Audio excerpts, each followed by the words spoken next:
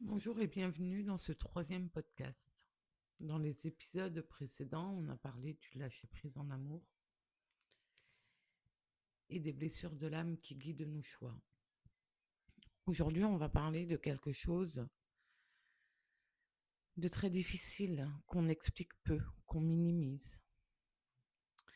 On va parler de quelque chose que personne ne nous apprend vraiment. C'est le deuil amoureux. Parce qu'une rupture, ce n'est pas juste la fin d'une relation.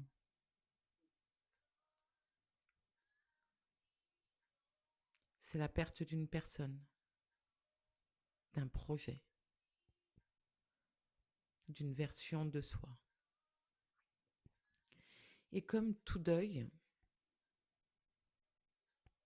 ça se traverse, ça ne se saute pas.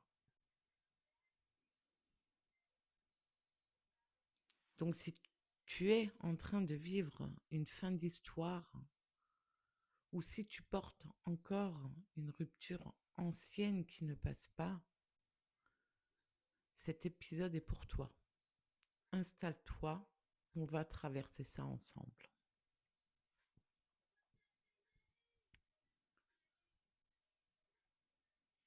Le deuil amoureux, c'est quoi vraiment? On parle souvent de deuil quand quelqu'un décède. Mais un deuil amoureux, c'est une perte réelle, profonde, légitime. Tu perds une personne que tu aimais, mais tu perds aussi les projets que vous aviez, les habitudes partagées et la version de toi qui existait dans cette relation. Tu pleures quelqu'un qui est encore en vie, quelqu'un que tu pourrais appeler, mais que tu ne dois plus appeler. C'est l'une des douleurs les plus complexes qui soient. Et pourtant, on nous dit souvent d'aller de l'avant,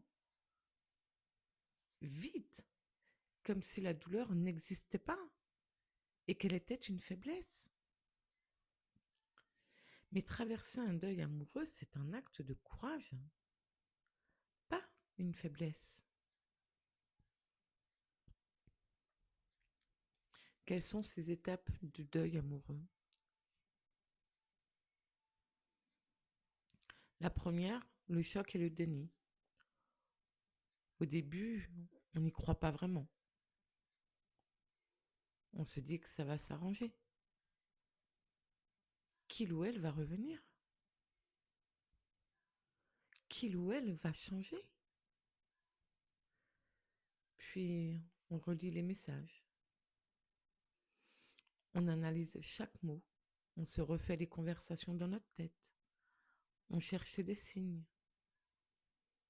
C'est normal, c'est ton cerveau qui se protège d'une douleur trop grande.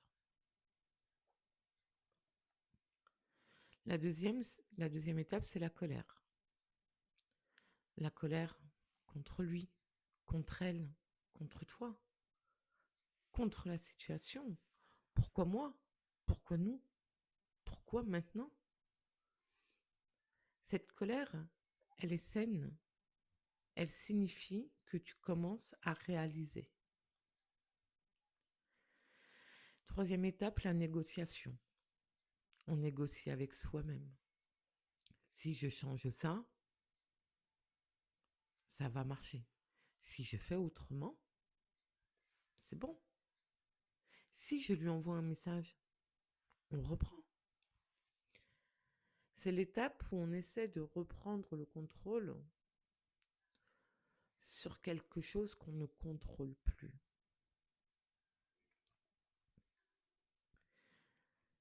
Étape 4, la tristesse. Une tristesse, profonde, presque viscérale. Le manque, le vide, se sentir perdu, les larmes qui arrivent sans prévenir. c'est l'étape la plus douloureuse, mais c'est aussi celle qui guérit le plus. Parce que les larmes qu'on ne verse pas, on emprisonne les émotions. Et puis l'acceptation. L'acceptation, c'est pas oublier, c'est pas ne plus ressentir, mais accepter que c'est terminé, que c'était réel, que ça a eu sa place et que ta vie continue. Difficile à entendre. Elle continue différemment, mais elle continue. Comment traverser cette épreuve sans se perdre? Ce que je peux te conseiller pour traverser ce deuil sans te perdre, premièrement, pleure. Vraiment. Ne retiens pas tes émotions pour paraître forte. Deuxièmement, le plus difficile, coupe le contact avec cette personne. Pas par punition, mais parce que chaque message échangé remet à zéro le compteur de la guérison. Troisièmement, ne te juge pas sur ta vitesse. Il n'y a pas de délai normal pour faire un deuil, amoureux ou autre. Chacun avance à son rythme. Quatrièmement, entoure-toi. Un deuil amoureux ne se traverse pas seul. Parle, appelle, demande de l'aide à tes amis, à ta famille, à des professionnels. Et cinquièmement, reviens vers toi, reprends tes passions, tes rêves à toi, ce que tu avais peut-être mis de côté.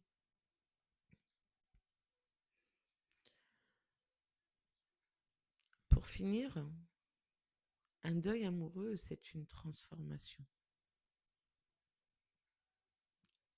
Tu n'en sors pas pareil. Et c'est tant mieux. Parce que de l'autre côté, il y a une version de toi plus forte, plus consciente, plus alignée. Je terminerai avec cette pensée. On ne guérit pas d'un amour en l'oubliant.